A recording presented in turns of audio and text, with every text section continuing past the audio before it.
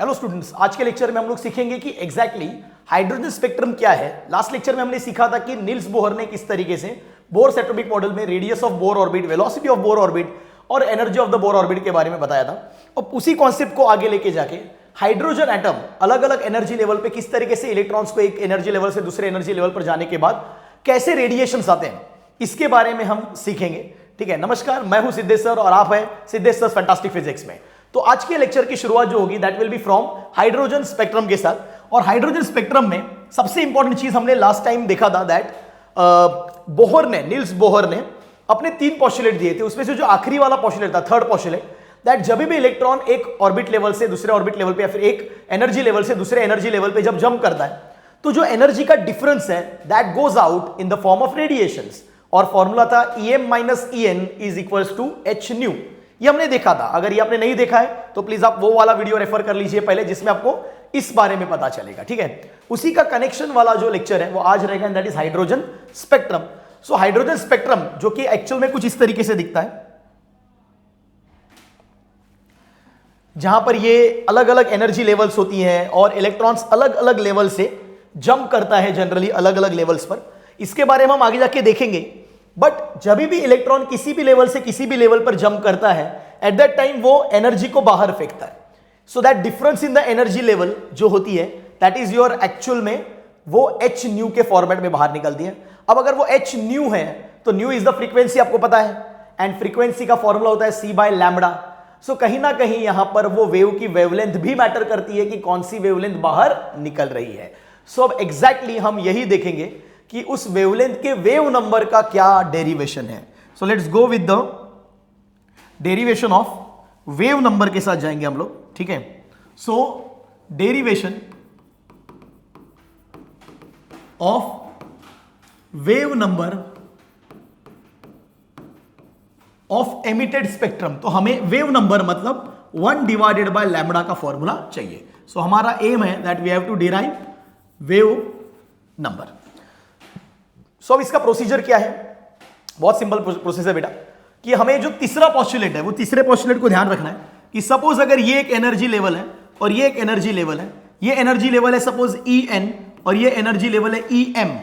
तो ऑब्वियसली अगर इलेक्ट्रॉन एक एनर्जी लेवल से दूसरे एनर्जी लेवल पर अगर जंप कर देता है तो वो जो डिफरेंस इन द एनर्जी है वो इन the form of h new या फिर hc/λ के फॉर्मेट में बाहर फेंकेगा।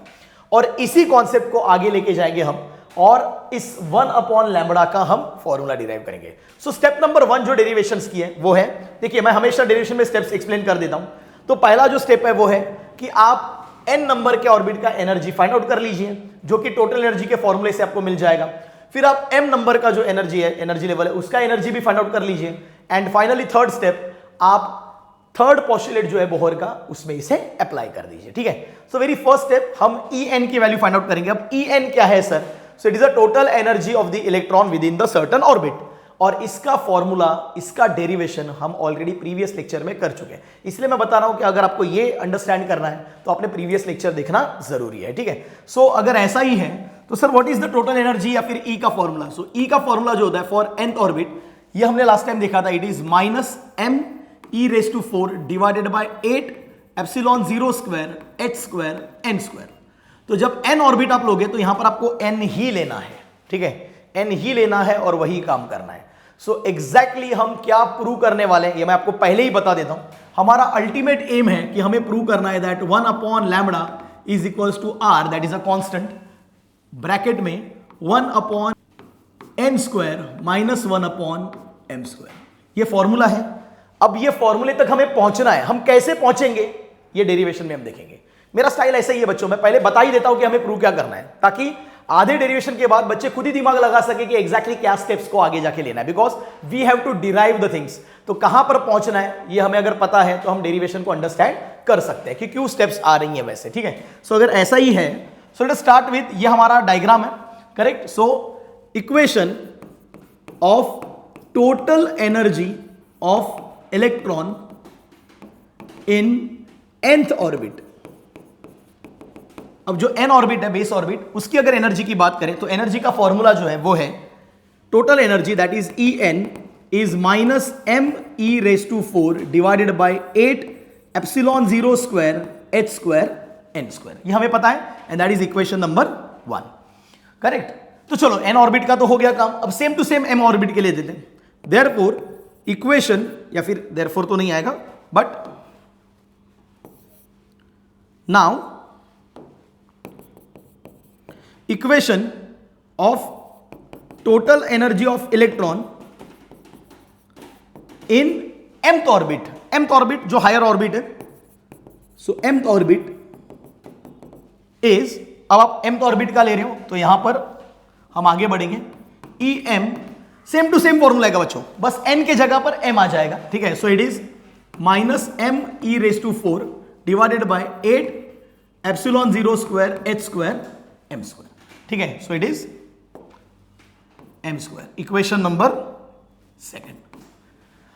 अब हमें En भी मिल गया है, अब हमें Em भी मिल गया है। याद रहे हमने पहले से ही मैंने आपको बताया दैट mth ऑर्बिट जो है वो हायर है देन nth ऑर्बिट, तो nth ऑर्बिट लोअर है, mth ऑर्बिट हायर है, ठीक है। So from equation of Bohr's third postulate, अगर हम बोहर के थर्ड पोस्टुलेट की बात करते हैं तो equation of Bohr third postulate क्या बोलता है बेटा? Yes, very nice, it is Em minus En is equals to h nu, और इसी एच न्यू को हम क्या ले लेंगे? H c by lambda, equation number 3। तो हम क्या करेंगे, Em और En की वैल्यू जो ऑलरेडी हमारे पास यहां पर और यहां पर है, हम उसे पुटअप करेंगे। सो पुट इक्वेशन 1 एंड 2 इन 3, तो हम 3 में पुटअप करेंगे तो क्या हो जाएगा बेटा? एकदम सिंपल है, Em का वैल्यू ये रहा, Em का value and that is -me⁴ divide by 8 epsilon 0 square h square m है, इक्वेशन नंबर m, Em चाहिए तो m स्क्वायर ले लेंगे, माइनस, अब यहां पर En की वैल्यू में ऑलरेडी एक माइनस है तो वो भी माइनस हम कंसीडर करेंगे and that is me⁴ divided by 8 epsilon 0 square h square n square.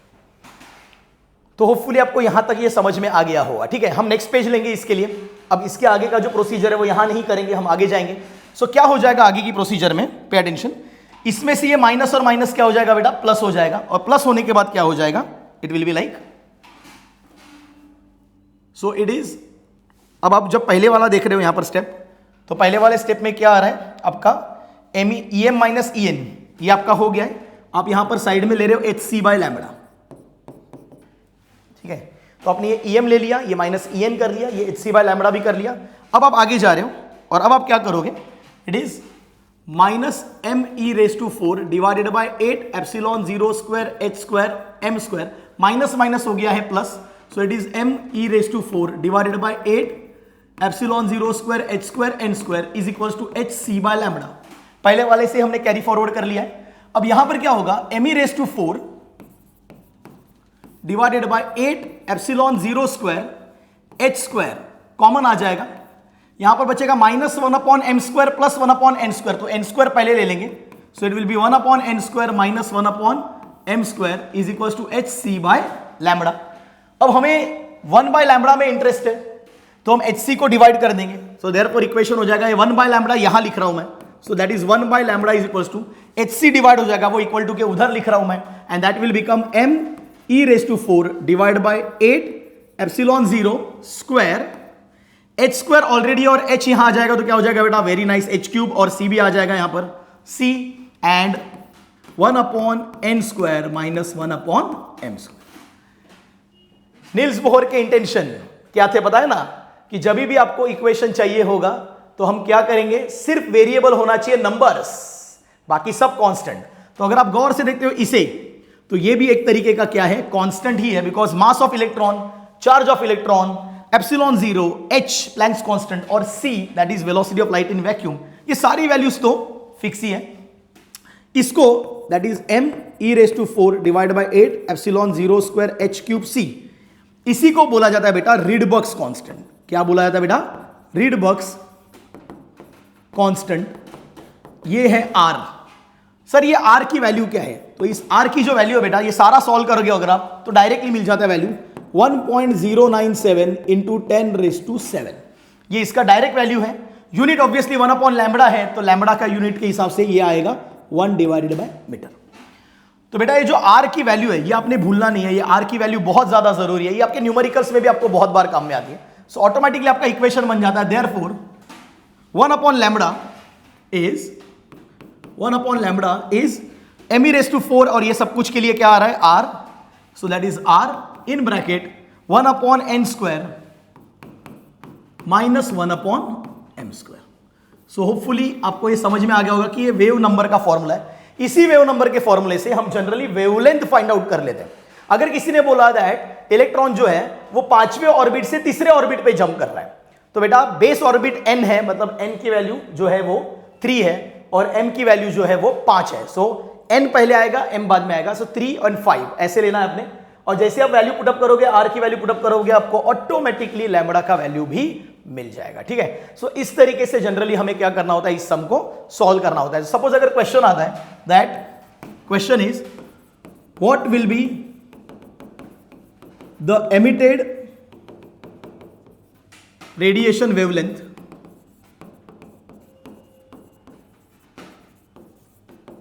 if electron jumps from 5th energy level